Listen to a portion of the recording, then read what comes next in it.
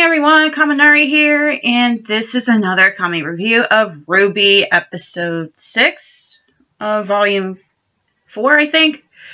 Anyway, this is actually having a split storyline of this episode.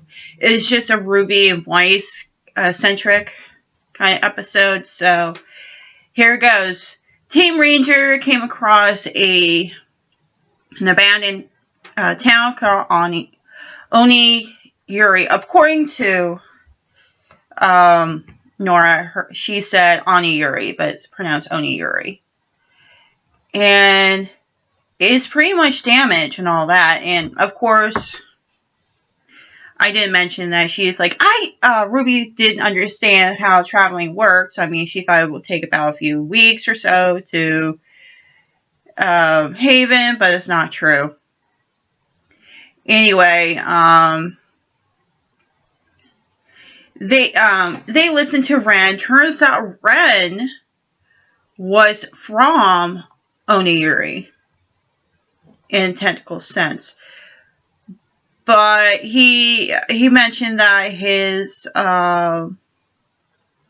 family was one of the founders, and due to whatever reason behind it besides Grimm, yeah, pretty much, it was destroyed or half built. Okay. And then it goes into Weiss, and Weiss was singing, of course, the wonderful singing of the artist. Let's check. What was her name? I think it's Candace or something. I can't remember her name. I'm actually a huge fan of them. Okay, she can sing.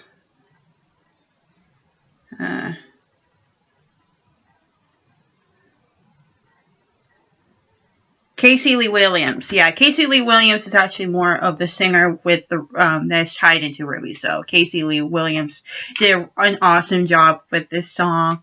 Hopefully, I can't wait for the Volume 4 soundtrack to put on sale. That way I could probably get my hands on it.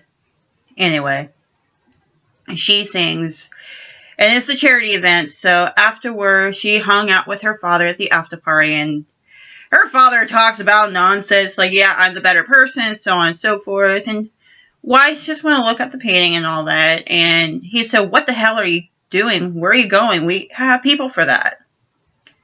She said, I can get it myself. Just let me go. I'll be right back. And she took a good look at it. And this guy ends up hitting on her. Her name was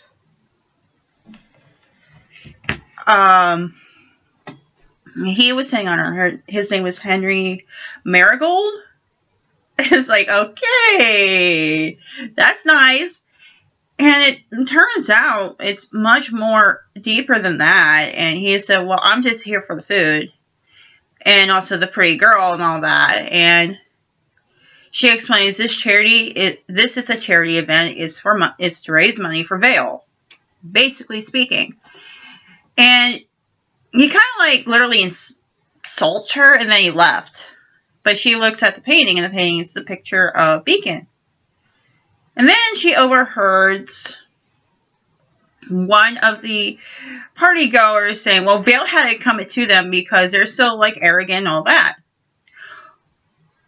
But what she didn't know, not Weiss, but the girl in question, did not know that Weiss was in Vale at the time of this Beacon, destruction of Beacon, so on and so forth. She turns around and she said, you don't know anything. You don't know what's really going on. I was there, kind of deal. It's like, and she kind of like really upsets her. And then her father, Jacques, ends up holding on to her and say, hey, what are you doing? You're embarrassing the family. It's like, how is she embarrassing the family? She's just doing her kind of like a family duty. It's like she's actually more on the side of her grandfather than like her father, basically. But it makes a whole lot of sense. Like, she's more closer to her grandfather. But she's she fell, and this activates her summons, and she summons a boar. I can't remember the Grimm equivalent to a boar, but technically it's a boar, and it attacked the girl who was pretty much insulting her. And Ironwood shot it, and then she said, "You should have her arrested. She's insane." It's like, no. She's the only one in here who's speaking sense, meaning she's the only one who knew, and she's the only one who understands the entire situation. And then he left, and he said, "Thanks for the party."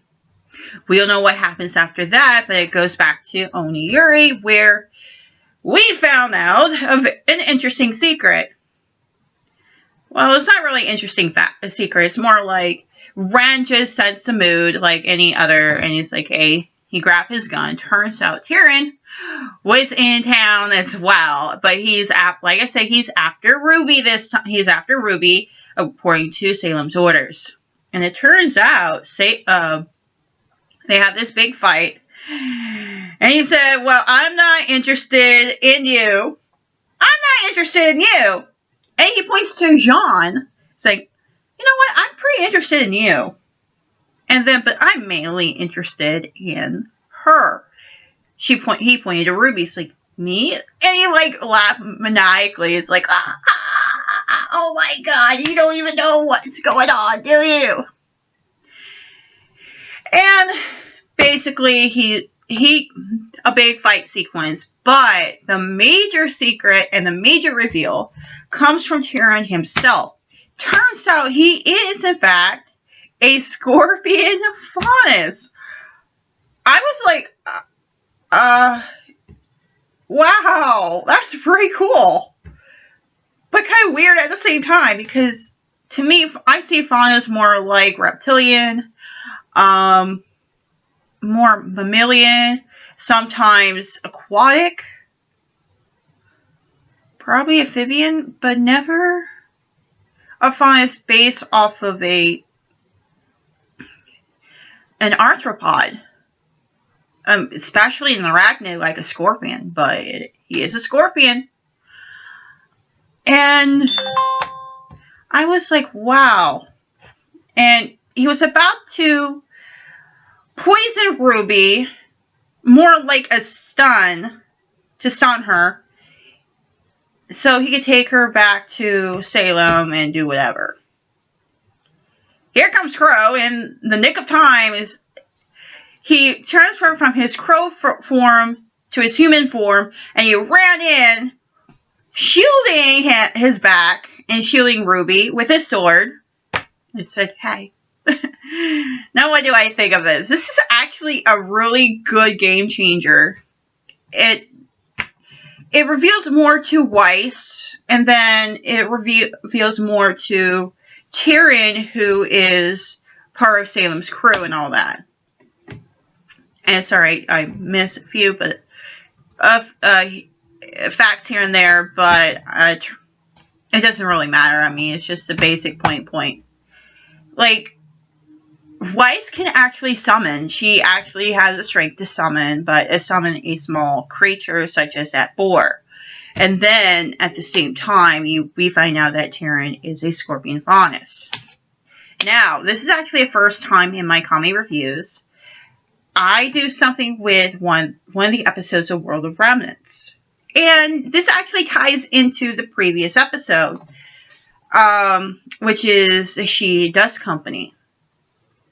Now, this is because it just ties in to this, and I want to see more in future episodes, like explaining.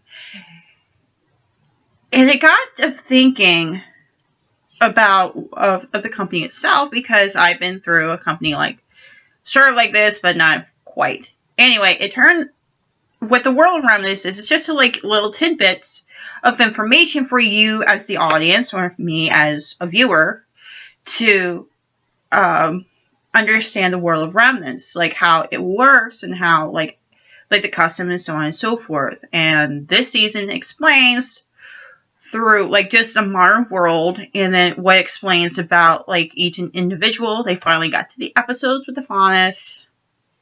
so on and so forth. Anyway, it did explain that the original person who was responsible for creating the Schnee Dust Company was known as Nicholas Schnee. And what he does, he is technically a jack of all trades. He went to school just to study every single subject that he could think of. He went to a hunter school, a hunter academy, I believe, or at least he learned how to fight and protect. I think this is where the Schnee semblance of the glyphs comes in and all that. And he does this, like, he helps work at the mines, he helps in the business sense, so on and so forth. And then this actually explains more of the motivation of Weiss too. Yes, the reason why I said the motivation of Weiss is what Weiss is trying to do. Whereas you have Jacques Schnee, turns out he was actually married to the family, but he was asked to be an heir. Because his only known heir to the Schnee Dust Company, it just so happens to be the wife. I don't know, I'm going to call her Glacia Schnee. Okay. Glacia Schnee. Okay, I don't know her real name, so we're going to call her Glacia Schnee. And his original name was Jacques Jules, which is actually inspired by Jules Verne. If you never heard of him, he's actually he's a writer of, like, pretty much really good stuff. Kind of like one of the founders of science fiction in the 1800s. But he's not the grandfather of science fiction, so on and so forth. But this is not where, like, space is. It's just, like, Earth and the water and all that. Maybe the air. Just like Earthbound science fiction. Whereas most science fiction has something to do with space or any form of science. What we see today. Anyway, that's my thing. It turns out that due to his health with the dust, he had to retire early and hand it over to his heir, and who actually married into the family. And then you got bing bada boom, you got Winter, Weiss, and Wheatley or Whitley, yeah, Whitley. Anyway, no, I have to agree with half of, like, the viewers, and in fact the majority of the viewers who thought of Nicholas Schnee was based off of. I think it's more based off of Santa Claus. And yes, I do admit, I agree with everybody he's based off of, but I don't do the World of Rement as often as I wanted to, because it's like filler, and it's like it's given him some time to recuperate and all that. But what do I think of it? I believe just the majority of you guys did agree with. I agree with the fact that he, this actually really ties into the previous episode, and then go to the new episode that's coming on Christmas Eve, and I gotta watch it. All that, do a review, write notes, do everything. Sorry I was a little late. I'm tired. Okay, just to point out a few things. I am tired. I just pull in like a double morning shift for the past couple of days. I end up forgetting because, well, I got better things to do, like do whatever. But I have at least a day, like a half a day off, and I can actually view a few episodes and then do another, in fact, tomorrow, my day off, I'm going to do a very special episode. It's not a comic review. It's actually something I wanted to do for a while, but okay. So, thank you so much for watching.